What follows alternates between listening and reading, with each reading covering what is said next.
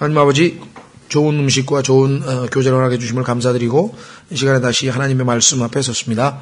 주님께서 참으로 약속하신 대로 모든 진리 가운데로 우리를 인도하시고 이 말씀이 결코 헛되이 참으로 돌아오지 아니한다는 약속의 말씀을 믿고 저희가 올바른 마음으로 하나님 말씀을 받고 합당한 열매로 하나님을 영화롭게 하는 우리 모두 되도록 도우시고 부족한 자를 도우셔서 이 사역을 온전히 성취하셔서 존귀와 영광과 기쁨을 얻으시고 우리 모두에게 큰 유익과 복이 되도록 도우시기를 원합니다. 이 시간을 아버지 앞에 온전히 의탁드리옵고 모든 말씀 우리 주 예수 그리스도 이름으로 기도하옵나이다. 아멘.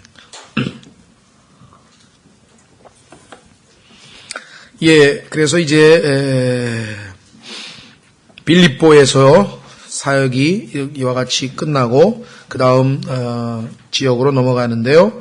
제17장 이제 그들이 암피폴리스와 아폴로니아를 지나 우리가 지나갈 때는 왜 이 두 지역은 지나갔느냐 아까도 말씀드렸죠.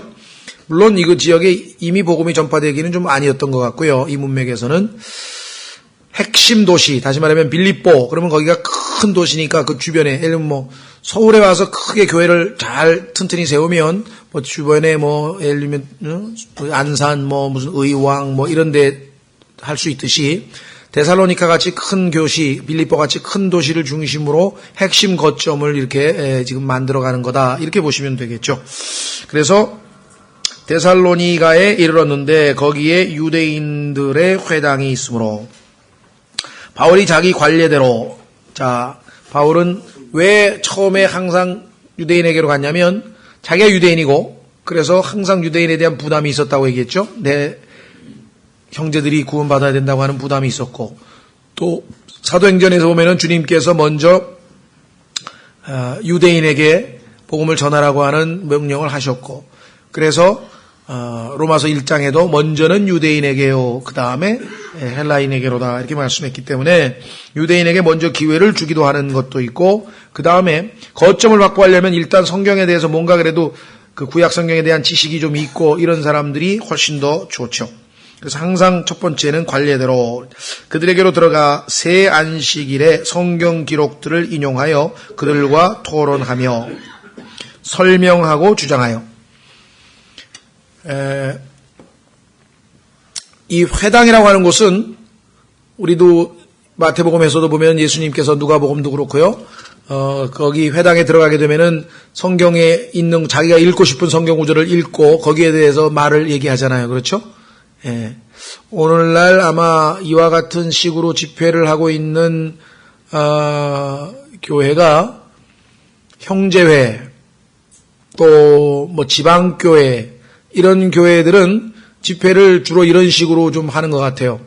저희도 그런 집회가 잘못됐다는 건 아니고요. 저희도 이제 간증 집회 예를 들면 저희는 이제 주일 오후에 누구든지 원하는 사람들은 자기가 간증도 해도 되고 자기가 깨달은 말씀을 가지고 또 간증을 해도 되고 기회가 누구에게나 주어져 있는데 공식적으로 하나님 말씀이 선포되는 그것이 전제되어 있어야 되는데 이 회당의 경우에는 일단 유대인들은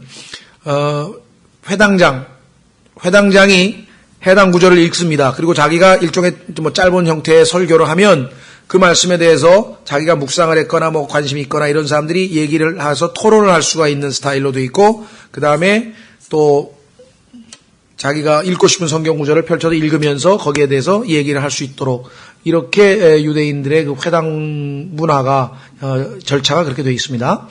그래서 상당히 아주 어떤 의미에서는 바람직한 거였죠. 그래서 바울이 거기에 가서 자기 나름대로 이제 성경 기록들을 다 인용하면서 그들과 토론을 하며 설명하고 주장하여 그리스도께서 반드시 고난을 받고 그렇죠? 그리스도께서 반드시 고난을 받고 이거는 필수 코스입니다. must needs라 그랬죠? 죽은 자들로부터 다시 일어났어야 한다 하고 이것이 없으면 구원이 있을 수 없죠. 대속이라는 것이 있고 난 다음에 그 다음에 생명 주는 것이 뒤따라야 되겠죠. 또한 내가 너희에게 선포하는 이 예수님이 그리스도시라. 메시아. 헬라어로 얘기하면은 그리스도. 히브리 말로 하면 메시아. 메시아 그리스도. 의미는 기름 부음을 받은 자라고 하는 것이죠. 그래서 바로 이 예수님이 바로 하나님이 보내시겠다고 하는 그 그리스도 그분이시다. 메시아, 우리가 기다렸던 메시아가 왔는데도 우리는 그분을 못 알아보고 이렇게 해서 십자가에 못 박여 죽였다. 이렇게 되겠죠. 자, 그래서 아주 좋은 하나님께서 문을 열어주셨네요. 그 결과 이제 열매가 나오네요. 4절. 그들 가운데 몇 사람이 믿고 바울과 신라와 사귀며 내가 믿고 이제 가서 교제를 한다. 또 독실한 그리스 사람들 중에서 큰 무리와 으뜸 가는 여인들 중에서 적지 않은 사람이 그리하더라.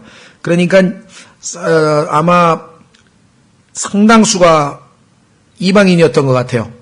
이때 믿은 사람이. 그래서 유대인들이 시기가 나서 많이 박해를 하게 된 것을 우리가 데살로니가 전서 후서에서 보게 되죠. 더더군다나 데살로니가 전서나 후서에 보면은 구약 성경으로부터의 인용 구절이 하나도 없습니다. 특징적으로. 그래서 아마 유대인들이 거의 없었기 때문에 그것을 얘기를 할 필요가 별로 없었던 것이 아닌가 이렇게 우리가 추정할 수도 있겠죠. 자, 그래서 이제 열매를 얻으니까 마귀가 그 다음에 또 어떻게 되겠습니까? 방해를 해야 되겠죠. 이번에는 시기심을 이렇게 부추겼네요. 5절. 그러나 믿지 아니한 유대인들은 시기심에 차서, 그러니까 믿은 유대인도 몇 명 있었던 것 같아요. 천박한 어떤 불량배들을 데려다가 천박한 어떤 불량배들을 데려다가 무리를 지어 온 도시를 소란하게 하고 야손의 집을 습격하여 그들을 백성에게 끌어내려 하였으나, 아마 야손의 집에 묵고 있다는 소리를 들었나 보죠. 그래서 이제 소문을 듣고 찾아가서 붙잡으러 갔는데 가보니까 없어요. 없었던 건지 숨겨놨는지 우리는 알 수 없지만 하여튼 못 찾았어요. 그들을 발견하지 못함에 6절. 야손과 어떤 형제들을 끌고 도시의 치리자들에게 가서 외쳐 이르되 세상을 뒤집어 엎은 이 사람들이 여기에도 이르렀는데, 글쎄요, 지금 문맥으로 봐서는 세상을 뒤집어 엎은 정도까지는 아직 아니었던 것 같은데 비난을 하는 거죠. 비방을 하는 거죠. 없는 이야기, 거짓말을. 이르렀는데 야손이 그들을 받아들였나이다. 이 사람들이 다 카이사르의 명령에 반대가 되게 행하며 말하기를 예수라 하는 다른 왕이 있다 하더이다 하고, 지금 문맥에서 볼 때 예수님이 그리스도라고 하는 말은 물론 했죠. 3절에. 그것을 이제 아주 교묘하게 이 말꼬리를 잡아가지고 이제 소위 말하면 반역 카이사가 있는데, 로마의 황제가 있는데 그 황제가 아니고 딴 왕이 있다고 합니다. 이렇게 얘기를 했었죠.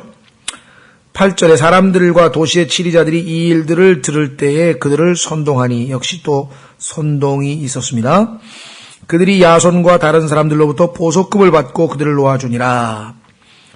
아마 이 보석금에는 여러 가지 의미가 있을 터인데, 아마 야손과 다른 사람들에게 그 사람들이 더 이상 여기서 시끄럽게 굴지 못하게 빨리 이 도시를 떠나보내라, 아마 그런 약속을 하고 보석금을 내고 나왔을지도 모를 것 같습니다.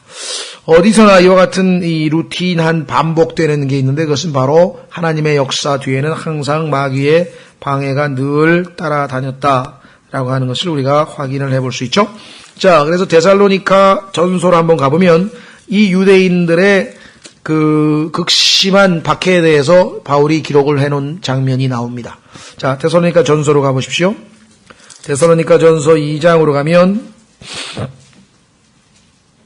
데살로니가 전서 2장 14절에 데살로니가 전서 2장 14절에 형제들아, 너희가 그리스도 예수님 안에서 유대에 있는 하나님의 교회들을 따르는 자들이 되었나니 그들이 유대인들로부터 고난을 받은 것 같이 너희도 너희 지방 사람들로부터 비슷한 것들로 고난을 받았느니라. 유대인들은 주 예수님과 자기들의 대언자들을 죽이고 우리를 핍박하여 하나님을 기쁘게 하지 아니하고 모든 사람을 반대하는 자들이 되어 이방인들이 구원받도록 우리가 그들에게 말하는 것을 금하고, 바로 이 사건이 지금 바로 사도행전에 나왔던 그 사건이었죠. 복을 못 전하게 했잖아요. 이방인들이 구원받도록 우리가 그들에게 말하는 것을 금하고 항상 자기 죄들을 가득 채웠나니 진노가 극도로 그들에게 임하였느니라. 하나님께서는 이스라엘에 대해서 결국은 진노가 극도로 임해서 어떻게 됐습니까?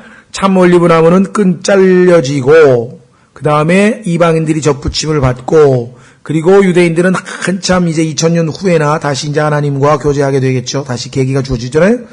그런데 이거를 일부 엉터리 성경에 보면 아마 그 특히 Amplified Version 같은 영어 성경에 보면 뭐라고 고쳤냐면 그 진노가 완전히 영원히 그들에게 임하였나니라 이렇게 고쳐가지고 completely and forever. 다시 말하면 유대인의 회복에 대한 교리를 완전히 망가뜨려 놨어요. 결국은 나중에 유대인들이 다시 회개하고 돌아오잖아요. 근데 여기는 completely and forever라고 해서 성경을 변개시켜버리는 아주 이 무모한 짓을 저지른 구절이 바로 이 구절입니다. 그래서 이 17절 그러나 형제들아 우리가 얼굴로는 잠시 너희를 떠났으나 그렇죠. 떠날 수밖에 없어서 지금 떠나게 되는 장면이 베레아로 내려가거든요. 이제 박해를 피해서. 왜냐하면 야손이 여기서 전하면 안 됩니다. 내가 지금 보석금까지 내고 나왔으니까 떠나십시오. 이렇게 해서 이제 다른 장소로 베레아로 이동을 하잖아요.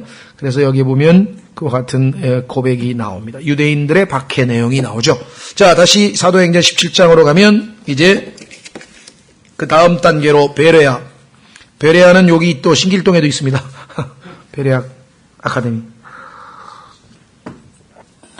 성경에서 말하는 베레아는 좋은 베레아인데 글쎄 지금 이 베레아를 자처하는 교회가 과연 좋은 교회인지는 좀 생각해 봐야 될 것 같은데 어쨌거나 10절 밤에 형제들이 바울과 실라를 즉시 베레아로 보내니 그들이 그곳에 이르러 유대인들의 회당에 들어가니라.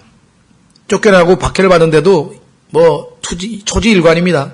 하나님이 보내신 바 기회를 주실 때마다 또 갑니다. 이들은 데살로니가에 있던 사람들보다 더 고귀하여 more noble 온전히 준비된 마음으로 말씀을 받아들이고 참 예비된 사람들이네요. 이런 사람들만 만나면 참 좋겠는데 그런데 그렇게는 아니었죠. 빌립보 간수같이 터프한 사람도 만나고 아주 노예 악한 영에 사로잡힌 여자도 만나고 리디아 같은 여자도 만나고 아주 다양한 사람들을 하나님이 만나게 하시는데 참으로 준비된 사람이네요. 더더군다나 그것들이 그러한가 하여 날마다 성경 기록들을 탐구함으로 바울의 이야기라고 해서 사도라고 해서 무조건 믿는 게 아니에요. 얼마나 건전한 태도입니까? 성경을 찾아봐서 과연 그게 맞는 얘기를 했는지 확인을 하는 거예요. 왜? 최종 권위가 성경이기 때문에. 이렇게 하면 우리나라 교회 다니는 사람들 얼마나 좋겠어요. 그냥 목사가 한 말을 또는 장로가 한 말을 아니면 누구 방송에서 들은 얘기를 그냥 100% 그냥 앞뒤 분간 안 하고 무조건 다 받아들여가지고 얼마나 지금 이 혼미한 가운데 있습니다. 오직 진리만이 우리를 자유케 하고 진리만이 참다운 빛을 비출 텐데 안타깝죠? 그러니까 정말 그리스도인으로서 받아야 될 태도, 올바른 태도를 우리가 배울 수 있죠. 첫 번째는 말씀을 받았다는 얘기고 그런데 그것도 온전히 준비된 마음으로 받았다는 얘기고 그 다음에 성경을 탐구했다는 얘기고 그것도 매일 탐구했다는 얘기고 매일 탐구란 얘기는 그저 한 장 읽고 짧게 기도하고 이런 정도가 아니라 탐구 자체가 굉장히 아주 심혈을 기울여서 그 다음에 성경 기록들을 찾아서 확인했으니까 그것이 그런가 하여 얼마나 바람직한 참 자세인가. 우리가 정말 이 5가지 자세 잘 배웠으면 합니다. 이런 자세로 될 때 하나님은 역사하지 않으실 수가 없죠. 그래서 12절에 보니까 결과가 나왔네요. 그들 중에 많은 사람이 믿고 또 그리스 사람인 귀부인들과 남자들 중에서도 적지 않은 사람이 그리하더라. 그래서요. 이 정말 열매를 하나님께서 풍성하게 맺게 해 주셨습니다. 그러면 마귀가 또 가만히 있는가? 아니죠. 이 베레아에서도 근데 베레아 사람들이 조금은 신사적이어서 그런지 베레아 사람들은 가만히 있는데 데살로니가 사람이 원정을 왔어요. 소문이 들리는데 베레아까지 가서 그놈들이 하면서 한 60마일 되는데 한 100km 되는 곳까지 또 쫓아와가지고 선동을 한. 예. 그래서 13절 그러나 데살로니카의 유대인들은 바울이 하나님의 말씀을 베레아에서 선포하는 줄을 알고 거기에도 가서 사람들을 선동하거늘 이에 형제들이 즉시 바울을 내보내어 바다까지 가게 하였으나 실라와 디모데는 여전히 거기에 머물러 있더라. 실라와 디모데는 그래도 좀 덜 주목을 끌었고 바울이 항상 요주의 인물이니까 바울이 급히 피하게 했다. 15절 바울을 안내하던 자들이 그를 데리고 아테네에 이른 뒤 실라와 디모데를 바울에게로 속히 오게 하라는 명령을 받고 떠나니라. 나중에 빨리 데리고 오라 이렇게 하고 이제 바울은 혼자 지금 아테네에 떨어졌습니다. 그런데요, 이 아테네, 여러분들 아마 그리스에 대한 얘기를 상식적으로 다 알고 있겠지만, 오늘날 서양의 모든 문화의 뿌리는 그리스 문명하고, 그 다음에 기독교 문화입니다. 그러니까 그 전에 기독교 문화가 침투해서, 복음이 침투해서 지금 기독교화된 경우가 꽤 있지만, 그 본래 뿌리는 철저하게 그리스 문화예요. 이교도 문화예요. 그런데 그리스는 이 세상에서 인간 활동의 모든 것의 서양 문화의 기본이에요. 거기서 철학이 나왔고, 거기서 과학이 나왔고, 거기서 신학이 나왔고, 거기서 예술이 나왔고, 거기에서 운동, 올림픽 운동이 여기서 신체적인 것도 나왔고, 천문학도 나왔고, 하여간 이 그리스에서 안 나온 게 없어요. 모든 인간 활동의 중심지. 그러니까 당대로 치면 인간 지성의 최고 뭐랄까요, 그냥 정점, 엑기스만 모인 거기에 이제 덜거덩이 혼자 떨어져 있는데, 그 인간의 제일 좋은 것만 다 모아놓은 그곳에서도 영적인 무지는 말할 것도 없다.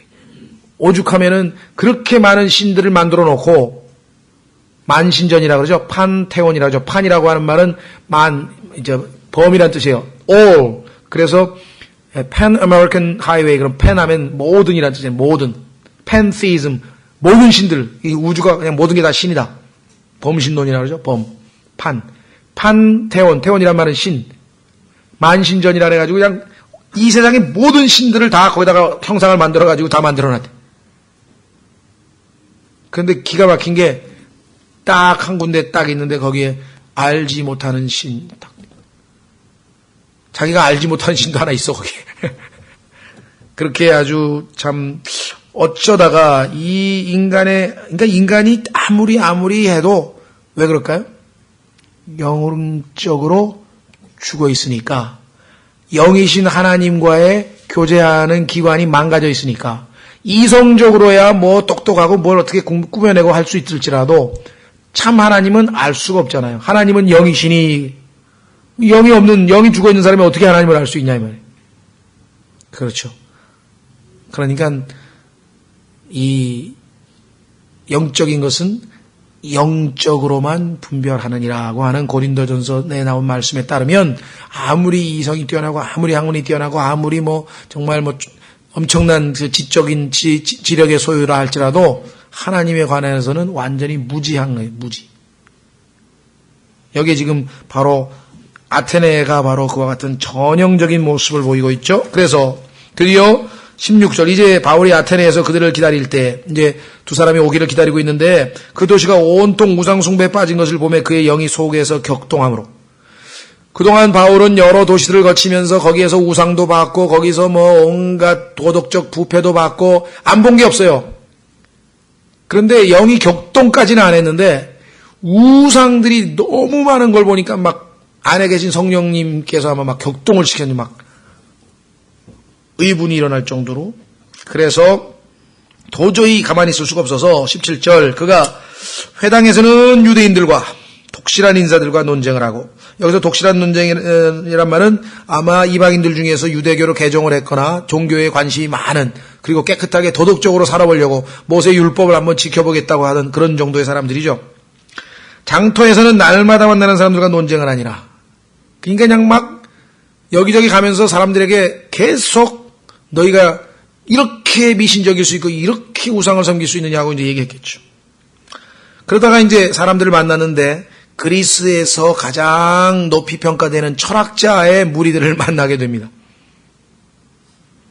우리 조선시대도 보면 이 사서오경 유교 철학, 유교 그런 거 하는 사람들이 좀 높은 사람들이죠. 그때 에피크로스 학파와 스토아 학파에 속한 어떤 철학자들이 그를 만나매, 어떤 사람들은 이르되 이 말쟁이가 무슨 말을 하고자 하느냐 하고, 다른 몇 사람은 그가 이방 신들을 전하는 자로 보인다 하니, 이는 바울이 그들에게 예수님과 부활을 선포하였기 때문이라. 예수라는 신을 전하는 자인가 본데 이렇게 얘기했대. 여기 에피크로스라고 하는 사람이 세운 학파는요, 한마디로 하면은 우리말로는 이걸 쾌락주의라 그래요. 철학에서 쾌락주의. 인생의 삶의 목적이 뭐냐? 인생의 삶의 핵심 뭐냐? 뭔가 깊이 몰입하는 거야. 그래서 쾌락을 추구하는데 조금 말로는 그럴싸하게 가장 인간에게 그 훌륭한 쾌락은 뭐냐? 마음의 평정이라 그랬어요. 그러니까 욕심도 없고 불안하지도 않고 뭐 이 막 감정이 막 왔다 갔다 격동하지도 않고 그냥 편안한 평상심을 유지하는 거, 그게 인간에게 있어서 가장 큰 쾌락이라 이렇게 얘기를 했었는데, 실제적으로는 이들이 내세를 믿지 않았고요. 그래서 아주 현세적인 그 눈에 보이는 현세적인 그런 쾌락을 쫓다 보니까 실제적으로는 도덕적으로 상당히 많이 타락을 하게 됩니다. 궁극적으로는, 그러니까 말로는 뭐 마음의 평안이 진짜다 뭐 이렇게 얘기를 했지만 그게 뭐 육신을 가지고 있는 인간이 그렇게 되겠습니까? 그 쾌락이 나중에 변질이 되죠. 예. 그 다음에 또 한 가지 그들이 가지고 있던 신학은 신이 있다, 하나님이 있다라고 하는 것을 인정을 하지만 그 하나님은 인간의 삶에는 전혀 관심이 없다. 인간의 삶은 시시해서 하나님은 그냥 하늘에서 따로 자기가 따로 저기 하신다. 오늘날에 요런 생각을 가지고 있는 사람들을 이신론자라고 합니다. 이는 이성이라고 할 때 이신론자. 그래서 영어로는 deism이라고 그래요. deism, D-E-I-S-M, deism. 그러니까 유신론자라고 할 수 있죠. 그러나 그 하나님은 인간의 삶과는 관계가 없는 아주 초월적인 다른 분이다, 이런 거죠. 의외로 조지 워싱턴을 비롯해서 벤자민 프랑클린이라든가 미국의 기독교인으로 알려진 사람들이 대부분이 사실은 이신론자였어요. 거듭난 그리스도인이 아니었습니다, 사실은. 그래서 우리가 미국의 건국 초기에 보면 다 그리스도인이죠. 그건 아니에요. 유신론자, 신이 있는 것을 인정하지만 그 하나님이 인간의 삶에 개입한다고는 믿지 않았던 사람들이 대부분이었다는 거 기억을 좀 해주면 좋겠고요. 그래서 그냥 인간은 인간들끼리 그냥 시시한 너희들끼리 알아서 살라고 내버려 두셨다, 이렇게 주장을 합니다. 반면에 스토아 학파는 이 금욕주의자들이에요. 그러니까 에피크로스 학파는요, 유대인으로 치면 사두개인하고 비슷해요. 사두개인. 반면에 이 스토아 학파는 바리새인하고 좀 비슷해요. 금욕주의를 실천하고 범신론자이면서 이 세상이 바로 하나님, 그러니까 신이라고 하는 것은 이 세상의 혼이고 이 세상은 신의 육체에 불과하다, 뭐 이렇게 얘기를 하고, 그 운명론, 다시 말하면 칼빈주의처럼 예정론 비슷한 운명론을 또 받아들였고, 도덕적인 덕목을 강조했고, 아주 그래서 유대인들, 바리새인들처럼 철저하게 아주 막 율법주의자처럼 행동하고, 그래서 교만했어요. 우리 같이 깨끗하게 바르게 사는 사람이 어디 있는가, 뭐 이렇게 생각을 했었던 자들이었죠. 어쨌거나 하여간 이 두 학파가 당대에 하여간 최고, 뭐 소위 말하면 우리나라로 치면 이 학파하고 이황 학파라 그러나 어떻게 되나요? 하여간 그 있었죠, 우리나라에도. 무슨 논, 이기론인가 무슨 논하고 무슨 논하고 있어가지고 하나는 좀 실리적인 걸 좋아하고 하나는 좀 이론적인 걸 좋아하는 그런 그 이황 퇴계하고 이율곡하고의 그런 거 비슷한 거예요, 이게. 자, 그래서 이 사람들이 드디어 19절 그를 붙들어 바울을 데려다가 아레오바고로 데리고 가서 이르되, 거기가 아마 이제 일종의 재판을 벌이는 곳이니까 한번 발언 기회를 주겠다, 이런 뜻이었던가 봐요. 내가 말하는 이 세 가르침이 무엇인지 우리가 알 수 있겠느냐? 자, 기회 한번 줄 테니까 다시 한번 내가 도대체 뭐 예수 부활 그거 좀 자세하게 좀 들었으면 좋겠다.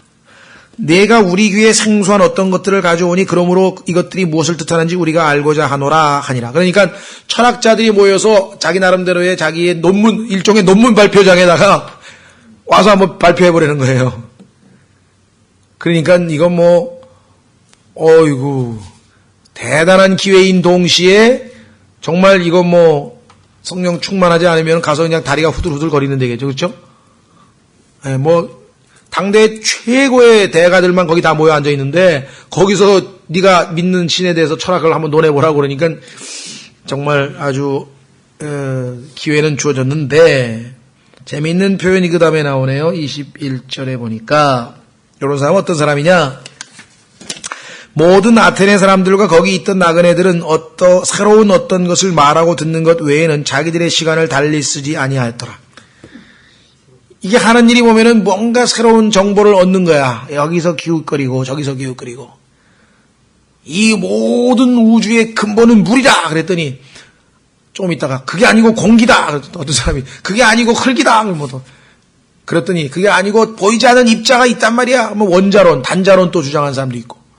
하여간 뭐 베레벨 사람이 다 나와서 뭐 얘기해. 그럼 또 궤변론자도 한마디 나와가지고 뭐 거북이하고 토끼 얘기, 누가 빨리 가느냐 뭐 얘기도 했다가 뭐 그냥 그야말로 정말 좋은 의미에서 철학 논쟁이지만 이게 나쁜 의미로 하면 그냥 얘기꾼들이야 그냥.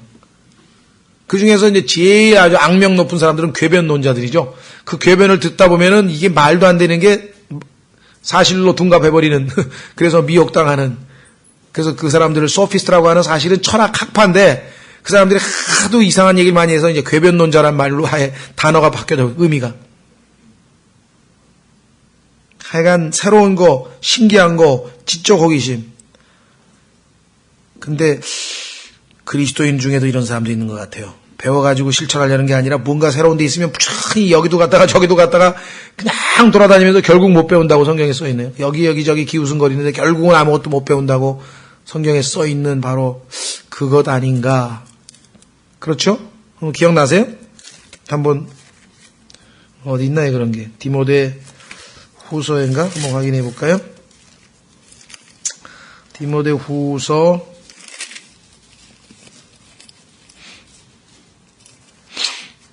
4장 3절. 디모데후서 4장 3절에 가면은요. 때가 이르리니 그들이 건전한 교리를 견디지 못하며 진리를 전해주면 그걸 견디지 못하는 거예요. 그래서 그냥 변명거리를 그게 아니라는 거 변명거리를 찾아 헤매는 거예요. 귀가 가려워 자기 욕심대로 자기를 위해 선생들을 쌓아두고 선생들을 쌓아뒀어. 한번 말씀해 보시오. 됐어. 그 다음 재미없어. 그 다음 사람 또 듣고. 제가 아는 분이 그런 분이 한 분 계셨었어요. 근데 제가 조금 안타까웠는데 평생을 이 교회를 순례를 하신 거예요. 이 교회 가서 2년 동안 다 배웠구나. 그 다음 교회로. 3년 있다 다 배웠구나. 그 다음 교회로. 그래서 제가 그게 그럴 수도 있구나. 아니 진리를 배우면 실천하고 거기서 계속해서 깊이 있게 들어가는 게 아니라 여기서 가르치는 얘기 다 들어보니까 이제 다 안다 이게 이제 별로 새로운 게 없다 이게. 그 다음에 또 가보고 계속 가는데요. 아까 수십 년을 지금 계속 가고 계신 것 같아. 정말 너무 안타깝더라. 너무 안타까워요. 여기도 보니까 진리로부터 귀를 돌이켜 꾸며낸 이야기들로 돌아서리라. 계속 호기심이 여기서 좀 얘기 듣고 또 딴 데 가서 또 얘기 듣고 또 딴 데 가서 얘기 듣고 안타까운데요. 자, 하여간 22절 드디어 이제 바울이 하나님이 주신 기회를 따라서 유명한 설교를 하는데 이거를 마르스 언덕에서의 설교라고 합니다. 이 마르스 언덕에서의 설교 22절부터 31절까지는요. 정말 이 천지를 개벽하는 이 그리스 사람들이 이것을 제대로 받아들이기만 했다면 정말 엄청난 얘기를 하고 있는데 그래서 이 마르스 언덕에서의 이 설교라고 하는 이 내용을 기초로 해서 그러므로 우리는 서 있노라라고 하는 책이 있는데 Therefore we stand라는 책이 있거든요. 한 700페이지 되는 것 같아요. 근데 그냥 깨알 같은 작은 글씨로 그냥 눈이 아파서 못 볼 정도로 그렇게 작은 글씨로 한 700페이지 되는데 이 사도행전 17장을 기초로 해서 그리스 철학을 전부 분석해가지고 왜 잘못됐는지 그리고 왜 성경이 진리인지를 그러니까 거의 철학책이죠. 철학책. 근데 그리스도인 한 목사 같아 그분도 윌버 스미스라고 하는 분인데 그래서 이것도 한번 누가 좀 철학 알고 있는 분들이 좀 우리나라로 치면 수준을 좀 업그레이드 시키기 위해서 한번 좀 번역을 했으면 싶은 생각이 있는데 그냥 책부터 어떻게 복사를 좀 확대를 해서 보든지 그래야지 이게 뭐 눈이 그냥 어떻게 깨알 같은 글씨로 700페이지를 그냥 이렇게 써놨는지 모르겠어요. 근데 하여간 이 그리스 철학을 완전히 분석해가지고 이 사도 바울의 설교를 아주 무기로 해서 도구로 해서 분석을 해놓은 그런 책입니다. 자, 그래서 22절 그때에 바울이 마르스의 언덕 한가운데 서서 이르되, 이거를 우리로 치면 뭐 정신문화연구원 뭐 강당에서 했다고 해야 되나? 아니면 조선시대로 치면 집현전에서 그냥 발표를 하는 거예요. 지금 논문 발표를. 자, 너희 아덴의 사람들아, 내가 알고 보니 너희가 모든 것에서 지나치게 미신에 사로잡혀 있도다. 그런데 개역성경에는 이것을 너희가 지나치게 종교적이구나. 종교적이라고 하는 얘기는 야고보서에 보면은 좋은 의미거든요. 과부와 압이 없는 자, 고아를 돌아보고 자기를 세상으로부터 분리해서 거룩히 지키는 것, 그것이 참된 종교라고 성경에 나와 있는데, 종교적이라고 하는 게 긍정적인 의미로도 얼마든지 쓸 수 있는 것을, 지금 여기 superstitious, 이거는 미신에 사로잡혔다 이 얘기는 절대로 긍정적인 게 전혀 없는 얘기예요. 그러니까 너희는 지금 다 미신을 믿는 거야. 이렇게 지금 강력하게 외치고 있는 거를 갖다가 바울이 설마 그렇게 과격하게 얘기했을까? 뭐 그래서 그런지 어쩐지 하여간 하나님 말씀을 제멋대로 다 고쳐놓은, 전혀 잘못된 것이죠. 미신에 사로잡혀. 내가 지나다니다가 너희가 섬기는 것들을 보다가 알지 못하는 신에게라고 새긴 글이 있는 제단을 발견하였나니, 그러즉 너희가 알지 못하고 경배하는 그분을 내가 너희에게 밝히 알려주리라. 얼마나 지혜롭습니까? 왜? 너희는 지금 영이 죽어있기 때문에 참 영이신 하나님, 그분을 몰라. 그분은 내가 알려줄게. 너희가 모른다고 하는 그분을 내가 알려줄게 하면서 알려줘. 24절, 세상과 그 안에 모든 것을 만드신 하나님은 하늘과 땅의 주심으로, 그분은 하늘과 땅의 주인이시다 이 말. 손으로 만든 전들에 거하지 아니하시고, 너희는 지금 손으로 만든 만신전, 너희가 지금 열심히 건축해가지고 멋진 신전 만들어 놓고 거기다가 전부 신들 모셔놨는데 거기는 안 계시오. 두 번째, 또 무엇인가를 필요로 하시는 것처럼 사람들의 손을 통해 경배를 받지 아니하시나니, 거기 가면은 이제 뭐 신들에게 갖다 바치기 위해서 예물 있잖아요. 막 뭐 양도 있고 뭐도 있고 다 갖다 바쳐야 되니까, 우리 좀 막 시루떡도 있고 돼지머리도 있고 뭐 갖다 바쳐야 돼. 그런 거 잔뜩 파는데 막 밑에 그냥 막 바글바글 되는데, 그런 거 백날 가지고 와봐요. 그분에게는 그런 거 안 통한다 이거예요. 예? 필요하신 사람들의 손을 통해 경배를 받지 아니하시나니, 이는 그분께서 모든 사람에게 생명과 호흡과 만물을 주시기 때문이라. 너 지금 생명 가지고 있지? 그분이 주신 거야. 너 지금 숨 쉬고 있지? 그분이 주신 거야. 너 지금 밥 먹고 너 옷 입고 그거 다 주님이, 그분이 주신 거야. 그런 분이야. 엄청나게 지금 선포를 해야 되죠. 또 그분께서 사람들의 모든 민족들을 한 피로 만드사.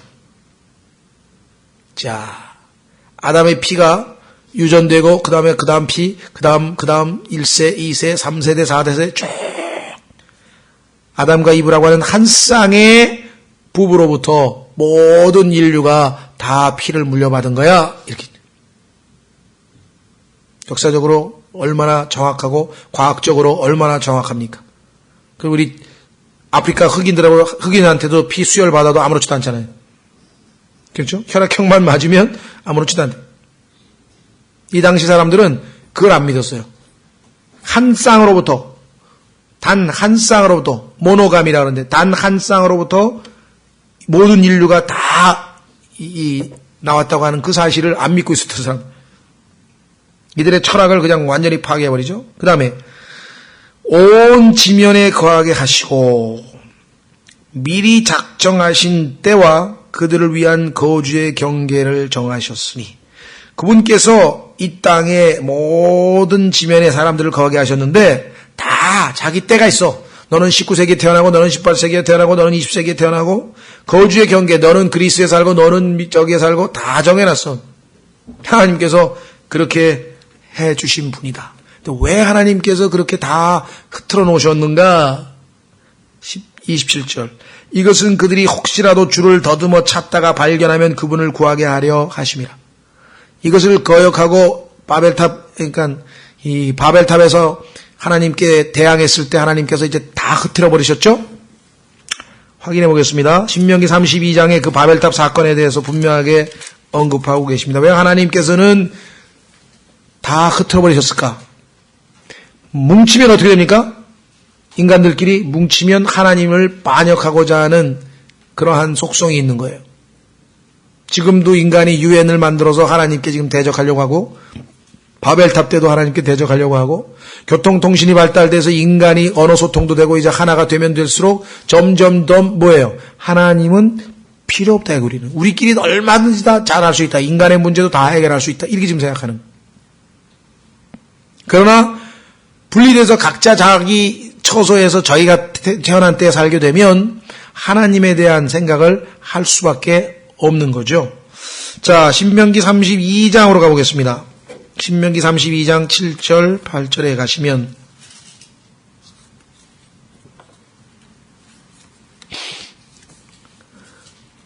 옛날을 기억하라. 많은 세대의 횟수를 깊이 생각하라. 내 아버지에게 물으라. 그가 내게 보여줄 것이요. 내 장로들에게 물으라. 그들이 내게 말해주리라. 8절 지극히 높으신 이께서 민족들에게 그들의 상속물을 나누어 주실 때, 자, 다 나누어줬죠? 넌 여기 살고, 넌 여기 살고, 넌 여기 살고, 다 나누어.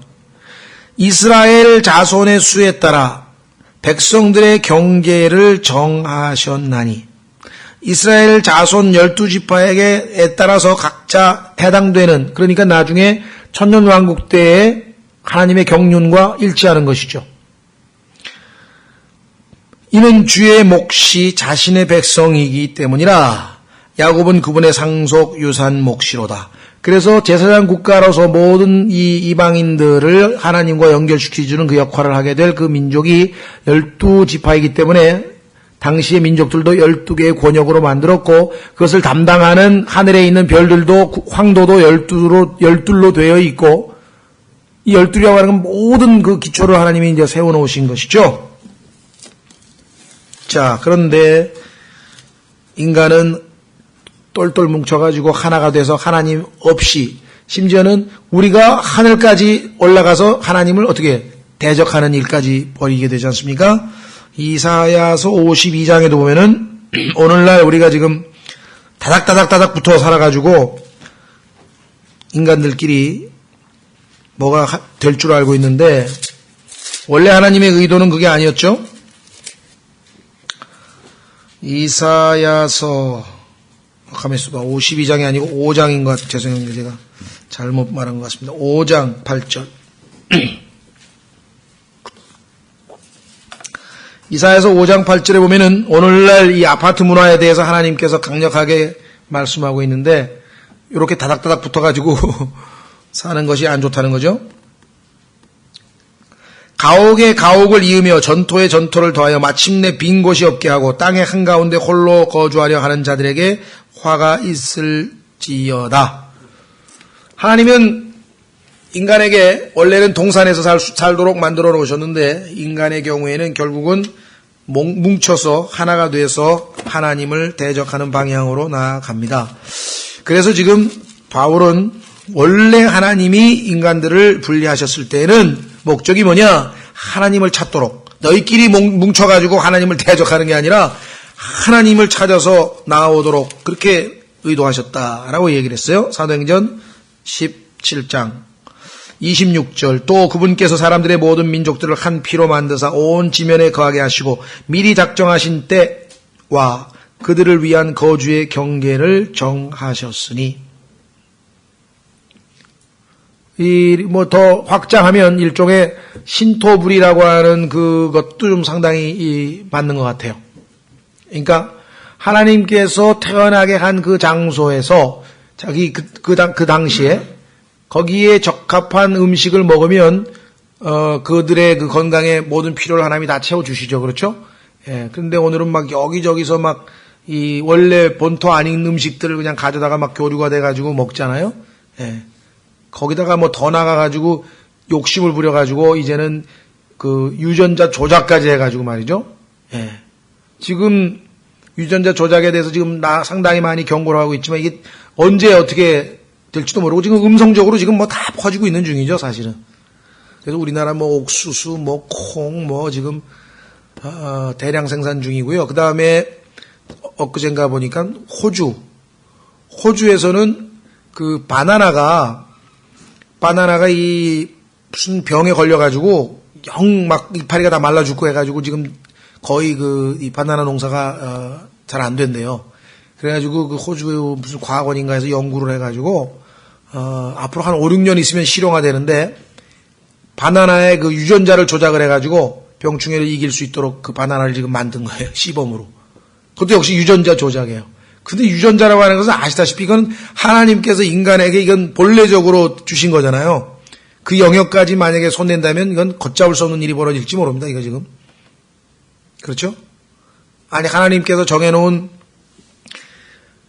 그 풀 먹으라고 하는 소가 풀을 안 먹고 육식을 그 뼈가루를 갈아먹은 그 사료를 먹고 그 소위 말하면 광우병에 걸리는데 그렇잖아요.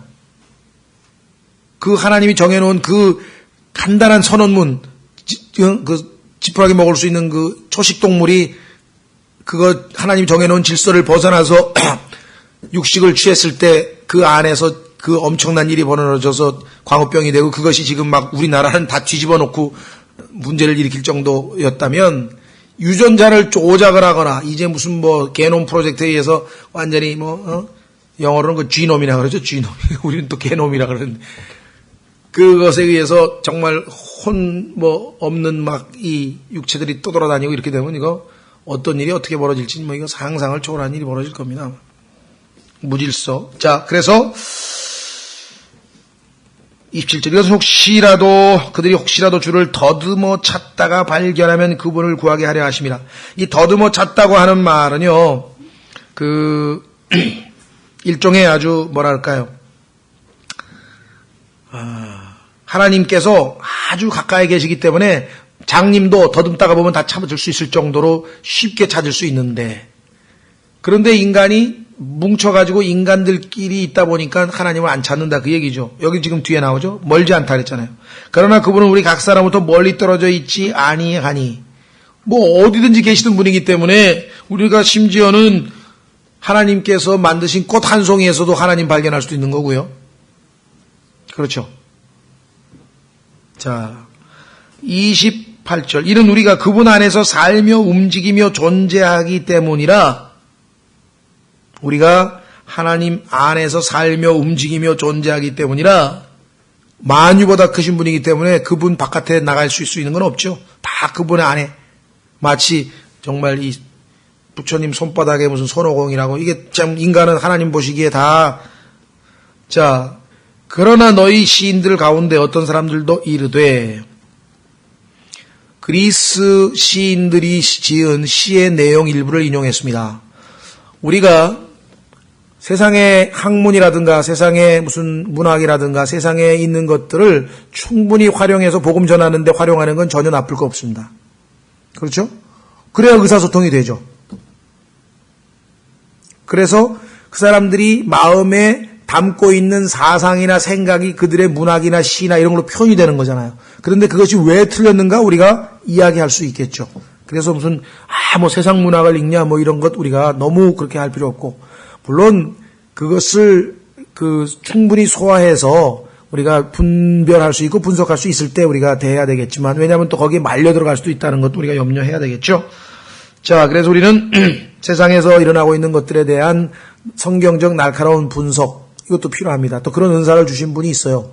여러분들 아마 읽어보셨는지 모르겠는데 그 차한 형제가 쓴 성경으로 세상 보기라고 하는 그걸 보면 영화나 무슨 이 세상에 일어나는 그런 현상들에 대해서 성경적으로 아주 날카롭게 분석을 해서 우리가 도움을 많이 받을 수가 있죠. 자, 그래서 우리 또한 그분의 자손이라 하였나니, 자, 이거 조심해야 됩니다. 그런즉 우리가 하나님의 후손일되 28절에 보면은 offspring, 29절에도 offspring이라고 했는데요. 이 offspring은 sons 또는 children하고는 다른 개념입니다. 우리가 오늘날 모든 인간은 다 하나님의 자손이다, 이렇게 해서 소위 말하면 자유주의자들이 이 에큐메니컬 운동을 벌일 때 사용하는 표현이죠. 모든 이 세상의 인간은 다 하나님의 자손이다, 이렇게 지금 얘기를 하는데 그렇지는 않습니다. 어떤 의미에서냐면 여기서 얘기한 것처럼 offspring, 맞죠? 왜 그렇습니까? 하나님의 아들이 아담이에요. 그러면 그 아담의 후손인 면에서 모든 인간은 다 똑같죠. 그러나 우리는 거듭나서 예수 그리스도를 소유한 예수님의 생명을 소유한 자로서의 하나님의 아들과는 여기서 이 개념이 다르다는 거예요. 그렇죠? 이거 혼동하시면 안 됩니다. 이 구절을 가지고 우린 다 하나님의 자손이고 안 믿은 사람은 다 하나님의 자손이다. 이렇게 억지 주장을 할 수는 없다라고 하는 것이죠. 여기서 얘기하는 offspring과 sons나 아니면 children과는 개념이 완전히 다르다. 하나는 생명의 관계고 이거는 그냥 뿌리가 같다 이거죠. offspring 거기서 나왔으니까 아담으로부터 다 같이 나왔으니까 한 피를 이어받았잖아요. 우리도 한 피 이어받은 똑같은 인간이다. 그런 의미에서는 맞습니다. 따라서 하나님의 신격을 결코 사람의 기술이나 고안으로 새긴 금이나 은이나 돌 같은 것으로 생각할 것이 아니니라. 이 만신년에다가 온갖 모든 신들의 형상을 다 만들어 놓은 이 사람들에게는 아주 충격적인 얘기죠. 이거 다 하나님 참 신하고는 아무 상관이 없는 것이다. 라고 해서 아주 우상 숭배의 메카에서 지금 우상을 두들기는 어마어마하게 담대한 이야기를 하는 겁니다. 사실 목숨 걸고 하는 거거든요. 그렇죠? 이런 얘기를 그 사람들 앞에서 했다고 하는 거는 이건 목숨을 걸고 한 거나 마찬가지죠. 30절 하나님께서 이같이 무지하던 때를 눈감아 주셨으나 왜 그랬습니까? 일단 하나님께서는 이스라엘 민족과의 관계만을 유지하고 있으셨고 이방인들은 일단 내버려 둔 상태로 있었다.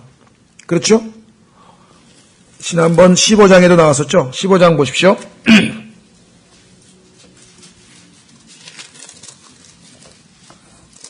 15장이 아니고 14장. 14장에 보면은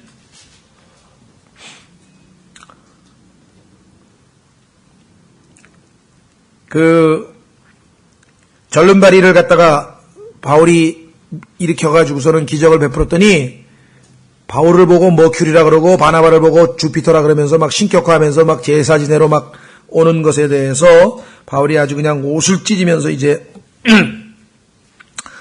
그들을 막기 위해서 한 짧은 설교에 보면은 그런 얘기가 나오죠. 15절 이르되 선생들아 어찌하여 너희가 이런 일들을 행하느냐 우리도 너희와 똑같은 성정을 가진 사람들이라 우리도 한 피바다 똑같다. 너희에게 복음을 선포하는 것은 너희가 이런 헛된 일을 버리고 이런 우상 섬기는 이 신들 섬기는 건 헛된 일이니까 하늘과 땅과 바다와 그 안에 있는 모든 것을 만드신 분 곧 살아계신 하나님께로 돌아오게 하려 함이라. 그분께서 지나간 때에는 모든 민족들이 자기들의 길로 걸어가도록 허락하셨으나 내버려 두셨어.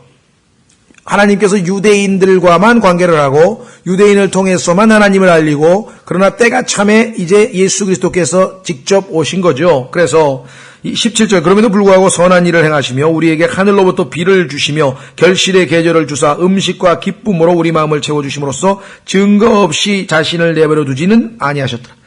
그럼에도 불구하고 비록 내버려 두셨음에도 여러 가지 하나님이 자기를 다양한 방식으로 계시하셨는데 너희가 어둡고 마음이 어둡고 어리석고 미혹당하고 그래서 지금 몰랐을 뿐이지 하나님은 증거를 다 주신 분이다. 그런데 이번에는 사도행전 17장에서는 이제 그 정도가 아니야. 이제는 예수님이 오셨기 때문에 단순히 내버려 두는 정도가 아니라 회개하라고 이제 촉구하고 계신 거라 이 말이야. 돌이키라 이거야 이제. 왜? God manifest in the flesh. 육신을 입고 나타나신 하나님 되신 그분이 이 땅에 오셨기 때문에 그래서 뭐라고 얘기했습니까? 30절 하나님께서 이같이 무지하던 때를 눈감아 주셨으나 이제는이 나와 있죠? 이제는 예수님이 오셔서 대속이 다 완성되고 이제는 누구든지 이제 우상을 버리고 하나님께로 돌아온 자 구원받을 수 있다. 이제는 모든 곳에서 모든 사람에게 회개하라고 명령하시나니 왜? 회개 안 하면 심판이 기다리고 있기 때문이다. 31절. 자, 복음으로 넘어가죠. 이는 그분께서 한 날을 정하사 그 날에 자신이 정하신 그 사람을 통하여 하나님이 임명하신 그 사람을 통하여 세상을 의로 심판하실 터이기 때문이라. 의. 따라서 너희가 하나님 앞에 의롭다함을 받을 수 없거든 너희는 당장 회개하고 돌이키라. 이 말이죠. 그분께서 그 사람을 죽은 자들로부터 살리심으로써 모든 사람들에게 그 일에 대한 확실한 증거를 주셨느니라 하니라. 이제 세상에 있는 모든 사람들이 부활하신 이분이 바로 의로 심판하실 심판주라고 하는 사실을 하나님께서 확실하게 증거로 주셨는데 그것이 무엇이냐? 부활하시지 않았느냐. 자, 요한복음 16장으로 가보십시오. 바로 그 얘기가 나오죠. 요한복음 16장에 가면은 성령님께서 이 땅에 오셔서 하시는 역사 가운데 세 가지가 있는데 믿지 않는 사람들에게 세상을 책망하죠. 어떤 방식으로 책망하느냐. 첫 번째, 요한복음 16장 8절 그분께서 오셔서 성령님 죄에 대하여 의에 대하여 심판에 대하여 세상을 꾸짖으시리라. 9절 죄에 대하여라 함은 그들이 나를 믿지 아니하기 때문이요. 이 예수 그리스도를 믿지 아니하면 죄인이라는 사실. 두 번째 의에 대하여라 함은 지금 의로 심판하신다 그랬죠. 의로 대하여라면 내가 내 아버지께로 가니 너희가 다시 나를 보지 못하기 때문이요. 자, 예수님은 어떻게 되셨어요? 부활하셨어요. 그렇죠? 그래서 아버지께로 가셨어요. 왜? 의인이시기 때문에. 그렇죠? 그래서 예수님이 유일하게 하나님 앞에 의롭다함을 인정받은 분이고 그분이 심판주가 될 수밖에 없다는 사실을 하나님께서는 부활을 통해서 이제 만천하에다 알리셨다. 이거. 죽음을 이기고 죄 싹슨 사망인데 죄가 없기 때문에 죽음을 이기고 하나님 앞에 떳떳하게 설 수 있는 그분, 그 한 분만이 유일하게. 그 다음에 11절에 심판에 대하여라면 이 세상의 통치자가 심판을 받았기 때문이라. 그 의로우신 분을 선택 안 하면 이 세상의 통치자가 심판받은 그것과 마찬가지로 동일하게 심판을 받게 될 것이다. 그 성령님이 그거를 깨우쳐 주신다 그랬죠. 그래서 지금 사도 바울을 통해서 성령께서 뭐라고 얘기하세요? 31절에 세상을 의로 심판하신다. 근데 그 세상을 심판하실 때 은밀한 행동들을 심판한다. 세상 사람들이 겉으로 드러날 때는 그럴싸하더라도 은밀한 것들을 확인해 보겠습니다. 로마서 2장. 로마서 2장에 가면은 예수님이 오셔서 이 땅에. 그래서 여러분들이 어떤 분이 나는 글쎄 난 악하게 살지 않았고 난 비교적 착하게 살았거든. 그런 사람들에게는 겉으로 드러난 거 말고 은밀한 거 죄를 들춰내야죠. 은밀한 죄. 우물가의 여인이 속으로 은밀하게 짓고 있던 죄. 자, 로마서 2장 보십시오. 16절. 로마서 2장 16절. 이런 심판은 하나님께서 나의 복음대로 예수 그리스도로 말미암아 사람들의 은밀한 것들을 심판하실 그날에 이루어지리라. 겉으로 드러난 것만 심판하시는 게 아니야. 모든 걸 다 알고 있어. 그분 앞에 지금 미리 용서를 받는 게 더 좋을 거다. 전도서 12장. 전도서 12장. 역시 은밀한 것을 심판하신다고 되어 있습니다. 예수님이 뭐라고 말씀하셨습니까? 그날에는 숨길 게 없다 그랬죠. 모든 게 다 빛 가운데로 다 드러나서 하나님 앞에 다 드러난 은밀하게 숨길 수가 있는 게 아무것도 없다. 전도서 12장 전도서 죄송합니다. 12장 13절 세상에서 가장 지혜로웠던 솔로몬이 죽으면서 마지막으로 내린 결론이 이겁니다. 우리가 전체 일의 결론을 들을지니 하나님을 두려워하고 그분의 명령들을 지킬지어다. 이것이 사람의 온전한 의무이니라. 하나님께서 모든 은밀한 일과 더불어 선한 일이든 악한 일이든 모든 일을 심판하시리라. 그렇죠? 그래서 사도행전에서 바울은 예수 그리스도의 부활과 심판에 대해서 정확하게 선포하는데 그 담대함은 정말 성령 충만하지 않고는 도저히 그 앞에서 이렇게 외친다는 것은 불가능이라고 생각이 되죠. 자, 그래서 우리는 드디어 이제 마무리를 짓습니다. 22절부터 31절까지 아주 위대한 아주 설교. 물론 성경에 바울이 이렇게 짧게 7분만 얘기했겠느냐? 그게 아니겠죠. 정말 더 길게 더 보완했겠지만 이제 핵심 내용만 지금 요약을 해서 성령님께서 기록을 하셨을 텐데 32절 그들이 죽은 자들의 부활에 대하여 들을 때에 첫 번째 어떤 사람들은 조롱하고 오늘날도 그런 사람들이 있어요. 이런 사람들은 구원받을 수 없죠. 다른 사람들은 말하기를 이 일에 대해 우리가 네 말을 다시 듣겠다 하니 다시 한번 들어보자. 그거 신기하다. 그나마 가능성이 있죠. 33절 이에 바울이 그들 가운데서 떠나니라. 그런데요. 여기서 끝이는 줄 알았더니 아니었어요.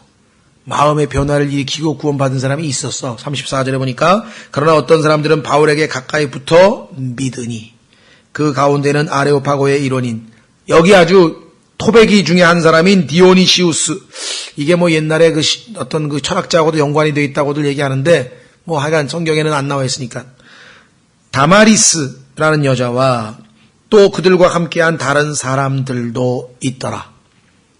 그래서 결국은 정말 이 세상의 심장부에 해당하는 이 아테네에서도 하나님께서는 열매를 거두셨다. 그러나 많이 거두시지는 못했습니다. 왜 그럴까요?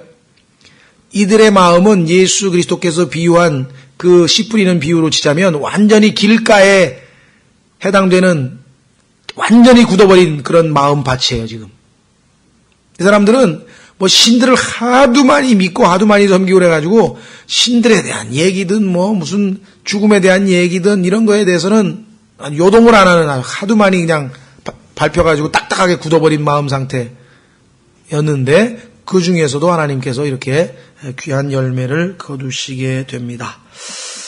그래서 우리는 이제 2차 선교 여행의 이제 막바지에 이르러서 이제 그 유명한 고린도를 향해서 바울이 나아가죠. 아테네를 떠나서 이제 고린도로 가게 됩니다. 거기에는 무려 1년 6개월을 머물면서 하나님 말씀을 가르쳤다고 11절에 기록되어 있습니다. 다음 시간에 우리 18장으로 가서 계속해서 바울의 선교 여행을 따라서 한번 가보도록 하겠습니다. 오늘은 여기까지.